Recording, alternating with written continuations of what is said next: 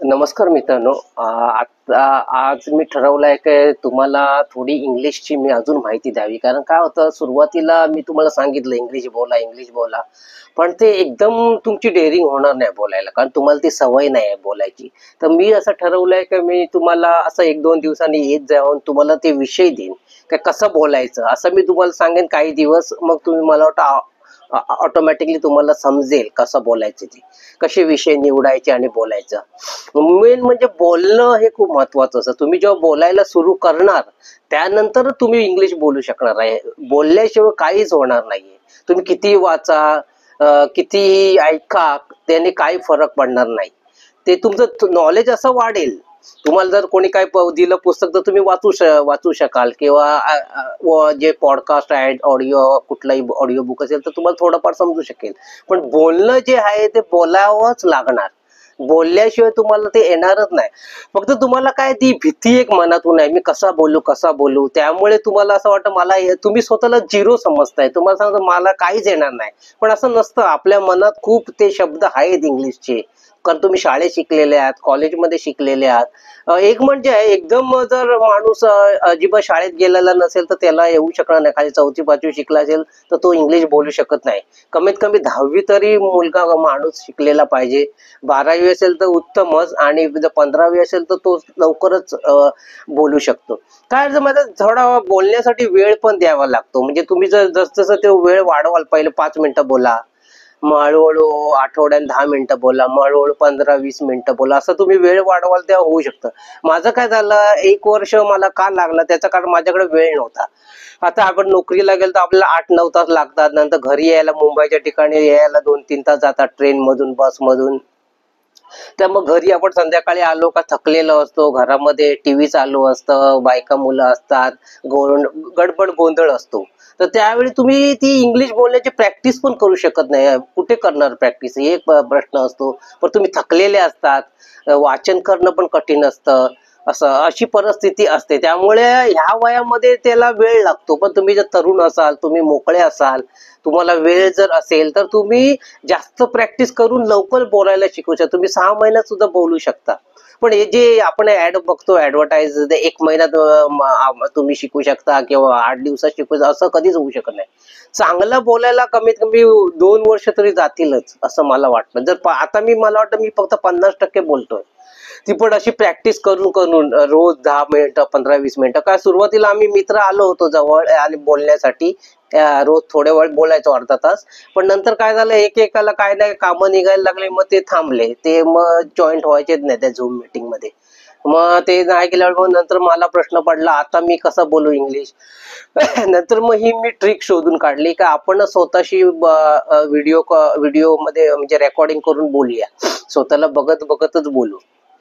म्हणजे हळूहळू आपल्याला सगळं प्रॅक्टिसवर अवलंबून आहे. पहिलं तर काही 1 महिन्यात तुम्हाला जमणार नाही, हे सगळ्यांना म्हणजे मी स्पष्टच सांगतो. पहिला महिना तर खूपच कठीण जाणार आहे, पण हळूहळू जर तुम्ही ट्राय कराल बोलायला तरच ते जमतं. तुम्ही बोलल्याशिवाय ते येणारच नाही इंग्लिश तुम्हाला. तुम्ही किती वाचा, किती ऐका. कारण मी बघितलेलं, मोठी मोठी जी लेवल, जी भरपूर शिकलेली लोक आहेत त्यांना सुद्धा बोलता येत नाही. मी तुम्हाला एक उदाहरण सांगतो, म्हणजे खरं जे घडलंय ते. मी एकदा, आमची ते सेंट जॉर्ज हॉस्पिटल आहे विटी स्टेशनच्या इकडे, तिथे मी गेलो होतो. दात माझं काय दुखत होतं त्यासाठी. तेव्हा तिथे ते शिकाऊ डॉक्टर असतात, तुम्हाला माहित असेल, त्यांच्याकडे पहिले आपल्याला पाठवतात. तर ते शिकाऊ डॉक्टर जी ते त्यांना त्या डॉक्टरना शिकवण्यासाठी एक मोठं डॉक्टर बाई होती. ती सगळ्यांशी इंग्लिश मध्ये बोलत होती. पण मला वाटतं एक जण होता, तो गावावरून का आलेला होता का कुठून आला माहित नाही, मग मराठी मीडियम शिकलेला असेल. तो त्याला अजिबातच इंग्लिश बोलता येत नव्हतं. तर ती मॅडम त्याला बोलली, तू डॉक्टर होणार आहेस आणि तुला इंग्लिश बोलता येत नाही. म्हणजे बघा, तुम्ही विचार करा, अशी म्हणजे तो डॉक्टर होणार, डॉक्टरचं शिक्षण घेतोय, पण त्याला इंग्लिश बोलता येत नाही. आता त्याला वाचता तर सहज येतच असेल, ऐकत पण तो असणारच. ते जेव्हा त्यांचे मोठे डॉक्टर लेक्चर देत असेल त्यावेळी म्हणजे त्याला समजत होतं सगळं, पण फक्त बोलता येत नव्हते. त्यामुळे त्याची तिथे सगळ्यांमध्ये फजिती झाली. म्हणजे इतर पण शिकाऊ डॉक्टर होते. ती मोठी डॉक्टर जेव्हा अशी बोलते त्याला किती लाजल्यासारखं वाटलं असेल. आता त्यांनी जर ठरवलं असतं तो सहज बोलू शकला असता, जर ही ट्रिक त्याला माहिती असती का तुम्ही फक्त समोर मोबाईल ठेवा आणि बोला. पहिले 4-5 दिवस जड गेले असते, पण नाही जमलं असतं बोलायला. आता माझं पण उदाहरण सांगतो. आम्ही जेव्हा मित्रांनी बोलायचं ठरवलं, त्यावेळी मला काय बोलावं तेच कळत नव्हतं त्यावेळी. पहिलं मी फक्त बोललो, I am live in Mumbai, एवढंच बोललो मी. नंतर मला पुढे काय सुचतच नव्हतं बोलायला. तसं मग हळूहळू जसं आम्ही रोज बोलायला लागलो, तसं थोडं थोडं 1 वाक्य, 2 वाक्य, 4 वाक्य अशी हळूहळू तोंडातून यायला लागली. आणि हळूहळू त्यावेळी फक्त एकच आहे, आपण ग्रामरचा विचार करायचा नाहीये कोणत्याही परिस्थितीत. तुम्ही ग्रामरचा जर विचार डोक्यात ठेवला, तुमच्या तोंडातून शब्दच येणार नाही. तुम्ही ते वाक्य शोधत, ते शब्द शोधत राहील. मग व्याकरण शोधत राहील तिथं. हा शब्द वापरू का तो शब्द वापरू, असं होऊन तुम्ही गोंधळून जाईल.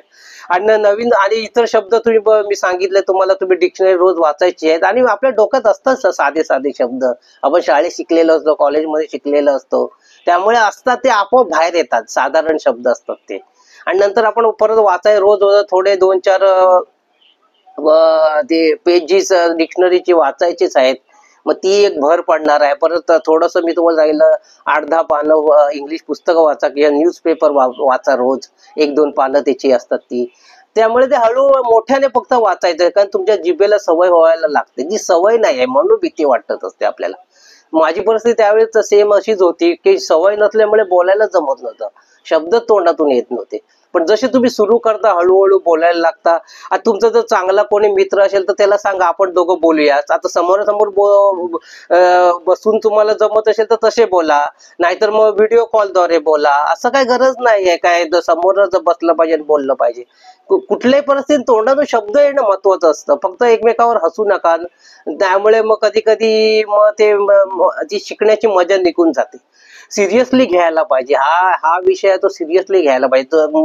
मुख्यतः मी तरुण मुलांना सांगेन, तुम्ही जी मराठी आपली मुलं आहेत, ज्यांना अजिबात इंग्लिश बोलता येत नाही, मराठी शाळेतून शिकलेली आहेत, गावाकडची आहेत, त्यांना तर खूपच कठीण असतं इंग्लिश म्हणजे. तर त्यांनी जर असं सुरुवात केली कुठेतरी, गावाकडच्यांना मी सांगेन कुठे एकाच ठिकाणी जा, शेतात जा, कुठे इकडे तिकडे जा जिथे कोण नसेल, आणि बोलायला शिका. बोलायला बोलत राहा. तिथे कोण तुम्हाला ऐकणार नाही, कोण तुम्हाला क्रिटिसाइज करणार नाही, म्हणजे काय तुम्हाला सांगणार नाही हे चुकलं तुझं, ते चुकलं. आणि हे कोणाचं ऐकूही नका. कोण जर तुम्हाला सांगत असेल ना तुझं हे चुकलं ते चुकलं, अजिबात ऐकू नका. ते तुम्ही ऐकाल ना, म्हणजे तो माणूस तुमच्या त्या चुका दाखवतोय तुम्हाला. आणि जेव्हा तुम्हाला तुमच्या चुका कळल्या का, तुम्ही अंडर एस्टिमेट म्हणजे स्वतःला तुम्ही कमी लेखणार. त्यामुळे म्हणून ते कोणाचं ऐकायचं नाही, फक्त आपण बोलायचंय. आता मी तुम्हाला तर बोलणं महत्वाचं आहे. रोज बोला, रोज बोला, तेव्हा ते हळूहळू हळूहळू जमणार आहे. ह्याच्यामध्ये इंग्लिशचं कसे सेम आपली मराठी भाषेसारखंच आहे किंवा दुसरी कुठली भाषा जर शिकायचं, जसं आपण आता हिंदी बोलतो. आता आम्ही मुंबईत राहतो, तर मुंबईत आम्ही हिंदी थोडं काय वाचलंय, कुठलं काय शिकलंय. हिंदी लोक आली, ते लोक काय ना काय बोलायचे. आपण पिक्चर बघतो हिंदी, ते हळूहळू आपल्या डोक्यात बसलेले असतात ते वाक्य सगळी. आणि तीच मग जेव्हा बोलायला सुरू करते थोडं थोडं येतं ते. तसंच सेम इंग्लिशचं आहे. तुम्ही सुरुवात केली तर हळूहळू ते येणार. का आपण शाळेत शिकलेले आहोत, कॉलेजमध्ये शिकलेले आहोत, आणि आता पण आपण मग सुरू करणार आहोत वाचायला, ऐकायला. आता मी ट्रेनमध्ये ते पॉडकास्ट वगैरे ऐकतो बऱ्याच वेळा. तसं तुम्ही ऐका, इंटरव्ह्यू इंग्लिश ऐका. समजले नाही तर ऐकायचे आहेत, हळूहळू समजतं. जसं हळूहळू आपलं ते कॉन्सन्ट्रेट होत जातं. आणि आता मी तुम्हाला जी पद्धत सांगतोय, की नवीन एक विषय निवडायचे आहेत आपण. जसे मी गेल्या व्हिडिओमध्ये विषय निवडले काय, एज्युकेशन असा एक विषय घ्यायचा.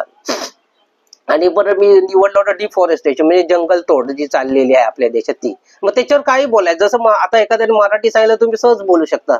आमची इकडे हे तोडलं ते तोडलं जाते, आपल्या देशात काय प्रकार चालू आहे आपल्याला माहिती असतो. जर पेपर वाचलं तरी समजतं आपल्याला. पण ते इंग्लिश मधून बोलायचं आहे, ते हळूहळू शब्द येणार आहेत आपल्याला. जसं मी तुम्हाला त्याचे विषय पाहिजे देत जाईन, जसं असं मी व्हिडिओ बनवेन तेव्हा, म्हणजे तुम्हाला ते सोपं जाईल आणि मग तुम्ही स्वतःहून ते विषय निवडून बोलू शकता. तर आजचा विषय आहे, मी आजचा विषय घेतो की आपलं पॉप्युलेशन. आता जर आपली लोकसंख्या देशात खूप वाढत चालली आहे, तर त्यावर जर बोलायचं असेल तर we know about that the population is increase day by day in our country, but how to we will be solve this problem.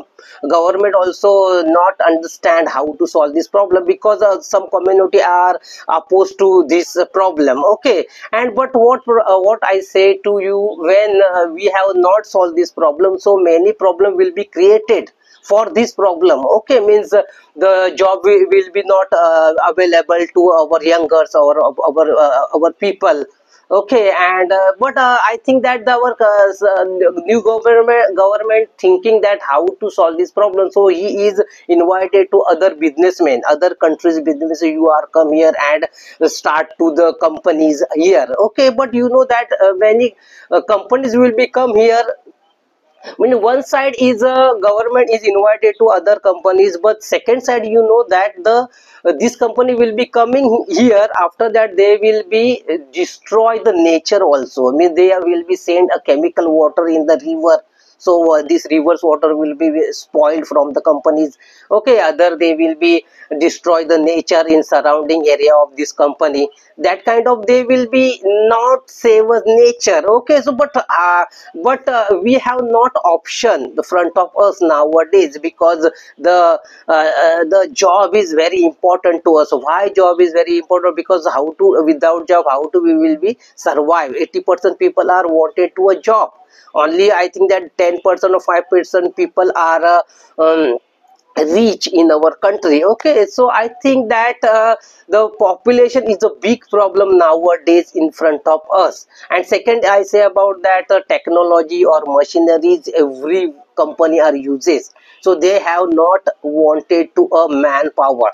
Okay, they are totally depend on technology, like that the computer are they are do a work many people easily, I say about that. So they have not want to more people for the for this for any that company's work. Okay, म्हणजे समजलं तुम्हाला मी काय बोलतोय. Population जसं ते दिवसेंदिवस वाढत चाललंय, त्याच्यावर काय तो प्रॉब्लेम कसा सॉल्व्ह करायचा आपल्या गव्हर्नमेंटला नाही माहिती आहे. ओके, ते कारण ते काही कम्युनिटी आहे जे आहेत ते लोक विरोध करतायत. काही इतर धर्मवाले आहेत ते विरोध करतायत त्याला.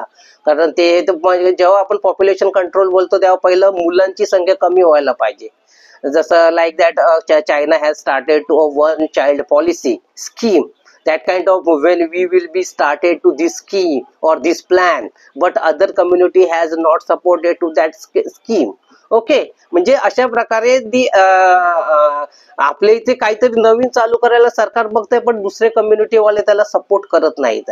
ह्यामुळे मग ते पॉप्युलेशन शेवटी वाढतच जाणार आहे. तर आपणच आता ठरवायचंय ते कसं कमी करायचं. लोकांनी ठरवायचंय. Means people will be decided that how to we will be decrease this population. Otherwise in after some in the future, in after some year very difficult to survive in this country, in our country. I say about that. Okay, तर अशा प्रकारे तुम्ही एक विषय निवडायचा आणि त्यावर बोलायचं आहे. हळूहळू तुम्हाला ते जमणार आहे. आणि तुम्ही अजिबात विचार करायचा नाही तुमचं व्याकरण आहे बरोबर आहे चूक आहे काय विचार करायचा नाही. तुम्ही इंग्लिश व्यवस्थित बोलताय काय चुकीचं बोलताय ह्याबद्दल विचार करायचा नाहीये. बोलत जायचं, बोलत झालं. आता मी तुम्हाला सांगतो, जर मी रोज 1 तास जर असं बोलत राहिलो असं वर्षभर, तर ह्याच्याहून मी चांगला इंग्लिश बोलू शकलो असतो. तसं तुम्ही सुद्धा जर तुम्ही जास्त वेळ द्याल तर तुम्ही लवकर तयार व्हाल इंग्लिश बोलण्यामध्ये. आता मला वेळ मिळत नाही, पण रोज 10-15 मिनिटच प्रॅक्टिस करायचं, 20 मिनिटच प्रॅक्टिस करायचो बोलण्याची. म्हणून मी आता 50% बोलू शकतोय, 50-60% मी बोलेन. ह्याच्याहून जर मी 1-2 तास जर इंग्लिश बोलण्याचं प्रॅक्टिस केली असती रोज, तर मी खूपच पुढे गेलो असतो. तसं तुमचं आहे. तुम्ही जर ती तेवढी प्रॅक्टिस केली रोज, तर तुम्ही सुद्धा सहजपणे बोलू शकता. सगळं बोलल्यावर आहे, बोलत आपण नाही तिथे सगळं वाट लागते. म्हणून मी तुम्हाला सांगतो, कुठेतरी एकाच ठिकाणी जा. सुरुवातीला कशी ती मनात भीती असते, लोक आपल्याला काय म्हणतील, ते म्हणतील मोठा शहाणा इंग्लिश बोलणार आहे, हे ते एवढ्या चुका आहेत. काही जे चांगले शिकले ते चुकाच काढणार आपल्या. काही जण असणार ते म्हणणार व्याकरणच पाहिजे, त्याशिवाय तुम्ही बोलू शकत नाही. असं मला काही जण बोलले पण होते त्यावेळी, काही व्याकरण शिवाय तुम्ही बोलू शकत नाही. आणि त्याच्यामुळे मग तुम्ही अडकून जा. म्हणून कोणाचा ऐकू नका, कोणाला सांगू पण नका तुम्ही प्रॅक्टिस करताय ती इंग्लिश बोलण्याची. पहिली प्रॅक्टिस करत राहा. 2-4 महिन्याने तुमचा जेव्हा आत्मविश्वास वाढेल, त्यानंतर तुम्ही बिनधास्त लोकांसमोर बोला. आत्मविश्वास वाढणं खूप गरजेचं असतं. आणि दुसऱ्या साईडने मी तुम्हाला सांगतो, तुम्ही थोडं जर मी मनाचं शास्त्र तुम्हाला सांगितलं आहे, अनेक व्हिडिओमध्ये सांगितलंय, त्याचा पण वापर करा. रोज जर तुम्ही अफर्मेशन द्याल, म्हणजे स्वयंसूचना जर द्याल की मी इंग्लिश सहजपणे आणि फटाफट बोलत आहे, रोज 10 मिनिटं जेव्हा तुम्ही झोपेतून उठता तेव्हा अंथरुणात बसा आणि म्हणा, मी रोज 10 मिनिटं रोज मी इंग्लिश सहजपणे फटाफट बोलत आहे. हा जो पॉझिटिव्ह विचार तुमच्या अंतर्मनात जर गेला, आणि तो जाणार. जेव्हा तुम्ही घोळवता तेव्हा तो विचार अंतर्मनात जात असतो, आपल्या रोज घोळवायला लागतो. तर मग काही दिवसांनी तो अंतर्मनात गेला का तुमचं कॉन्फिडन्स लेवल वाढणार आहे आणि तुम्ही सहज बोलू शकणार आहे, तुमची भीती निघून जाते. काय मध्ये भीती आहे ना, ही सगळं वाट लावत असते सगळ्या गोष्टीच्या बाबतीत. तुम्ही काही नवीन बिझनेस चालू करा, काही नवीन करायचं जेव्हा ठरवता तेव्हा पहिली भीती आडवी येते. मग तिला कसं घालवायचं, तर पॉझिटिव्ह विचार करून. तसं इंग्लिश बद्दल तुम्हाला भीती वाटत असेल, मी कसा बोलू, तर तुम्ही जेव्हा पॉझिटिव्ह विचार टाकाल अंतर्मनात, मी रोज इंग्लिश सहजपणे आणि फटाफट बोलत आहे, तेव्हा तो पॉझिटिव्ह विचारातून नकारात्मक विचाराला काढून टाकतो आणि तुमचं जे मन आहे ते पॉझिटिव्ह विचाराने भरून जातं. म्हणून ते तुम्ही ते रोज बोलायचं असतं. पण काय झालं, हे बऱ्याच लोकांना, आपल्या मुलांना सुद्धा, तरुण मुलांना पण हे शास्त्र माहित नाही. आता सायकोलॉजी एक वेगळा विषय आहे, तर कोण कशाला वाचेल असं झालेलं आहे. तो ऐकायला पण कमीच मिळतो. आता मला ती आवड होती पुस्तकांची म्हणून मी लायब्ररीत जायचं, त्यावेळी ती मी पुस्तक बघितली आणि मला ते आवडायला लागले म्हणून मी वाचायला लागलो. जर ते सगळ्यांना ते नसतं. आता तुम्ही सांगितलं बऱ्याच बाबतीत जो जो हे मनाला जे आपण सूचना देतो ते खूप उपयोगी पडतात. सगळ्याच बाबतीत उपयोग, कारण मनाशी निगडीत सगळ्या गोष्टी असतात. आता तुम्ही इंग्लिश काय बोलू शकत नाही, तर तुमच्या मनामध्ये भीती आहे, मग शेवटी मनाशी निगडीतच हा विषय आला. तीच भीती निघून गेली का आता मी कसं बोलू शकतोय थोडंफार तरी, कारण माझ्या मनातली भीती निघून गेली. नाही तर आता मी हा व्हिडिओ बनवू शकलो नसतो जर मला भीती वाटत असती. तर ती मी पॉझिटिव्ह विचार टाकून टाकून ती मनातली भीती काढून टाकली. तसंच सगळ्या बाबतीत असंच आहे, तुमची पहिली मनातली भीती काढायला लागते. पण ती काढण्याचा मार्ग तसा नाहीये. काढण्याचा मार्ग एकच आहे. जसं तुम्ही ऐकले असेल एक ऍडव्हर्टाइजमेंट, डर के आगे जीत आहे, तसंच सेम आहे. तुम्ही घाबरायचं नसतं. तुम्ही जेव्हा सुरू कराल बोलायला आणि एका बाजूने अफर्मेशन द्या, म्हणजे जसं सूचना द्या स्वतःला, जसं मी सांगितलं सकाळी 10 मिनिटं, रात्री 10 मिनिटं बोला स्वतःला, मी इंग्लिश सहजपणे बोलू शकत आहे, मी इंग्लिश सहजपणे आणि फटाफट बोलत आहे, का तुमचा आत्मविश्वास वाढेल आणि मग तुम्ही बिनधास्तपणे बोलाल. तर मी असंच 1-2 दिवसांनी येईन आणि तुम्हाला एक एक विषय देईन.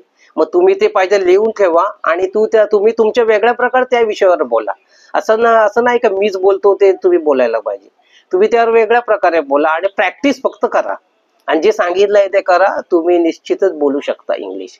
आता तुम्ही मग शांतपणे जे ऐकून घेतलं, मी जे तुम्हाला सांगितलं त्याबद्दल मी तुमचा आभारी आहे आणि तुम्ही माझ्या या चॅनलला सबस्क्राईब केलंय त्याबद्दल आभारी आहे आणि लाईक पण केले त्याबद्दलही आभार आहे. थँक्यू.